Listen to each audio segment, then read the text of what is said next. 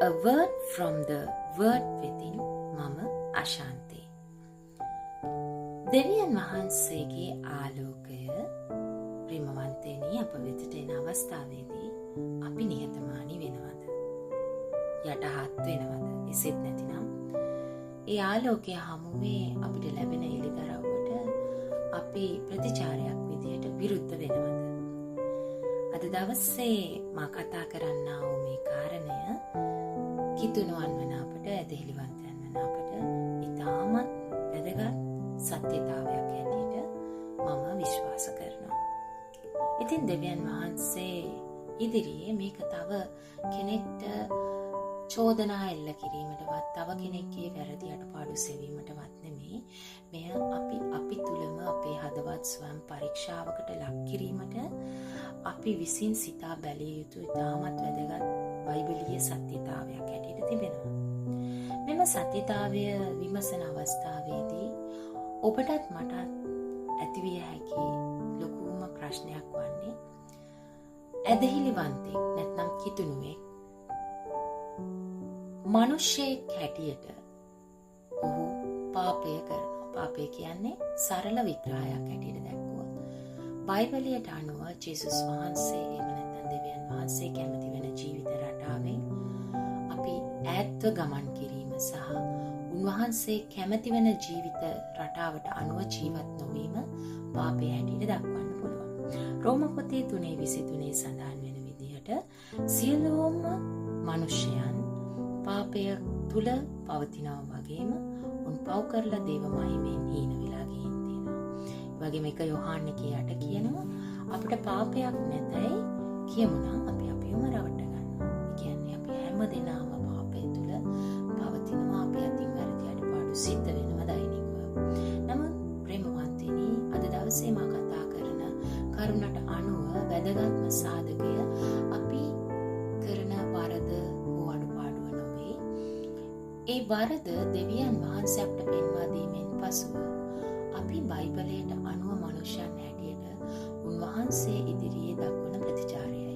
මේ සම්බන්ධව බයිබලයේ ප්‍රතිචාර රටාවන් දෙකක් පෙන්වනවා. එකක් තමයි නිහතමානීව යටහත්ව අපේ වරද අපි වචනයේ පෙළඹවීම, තේරුම් අරගෙන අත්හැරීම, ඒ වෙනුවෙන් පසුතැවිලි වීම. දෙවැන්න ඒක අත් නොහැර අපේ සිත් දැඩි කරගෙන උඩඟුභාවයෙන් රැවටීම තුළ ගමන් කිරීම.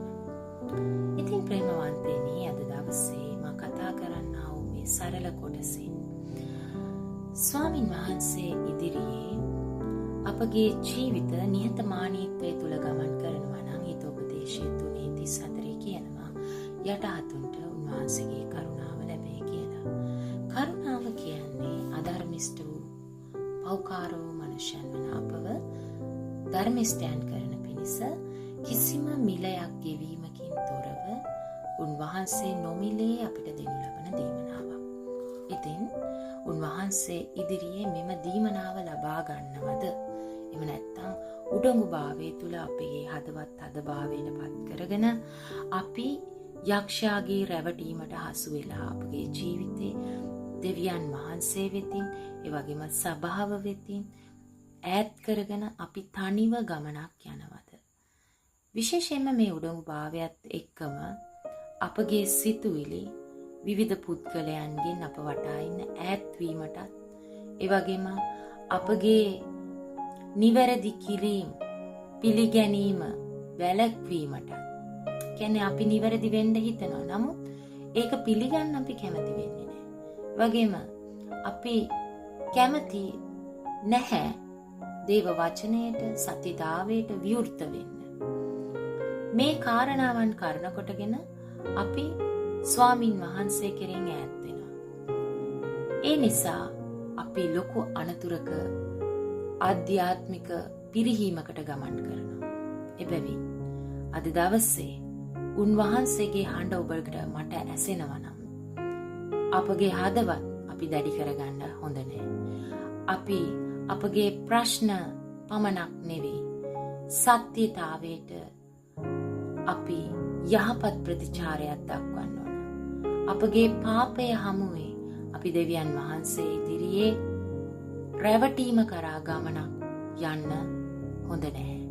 ඒ වෙනුවට අපි අපේ පාපය පිළිගෙන එක කියාදී පසුතැවිලි වී අපි හිතෝපදේශයේ පොතේ 28 වෙනි පරිච්ඡේදයේ 13 වෙනි පදයේ සඳහන් වෙන ආකාරයට දෙවියන් වහන්සේ ඉදිරියේ කරුණාව ලබන පුද්ගලයෙක් වෙන්න සූදානම් වෙමු.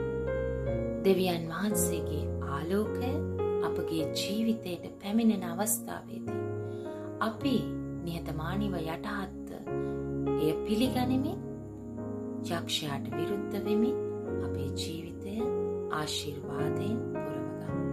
ඔබ සැමට ජේසුස්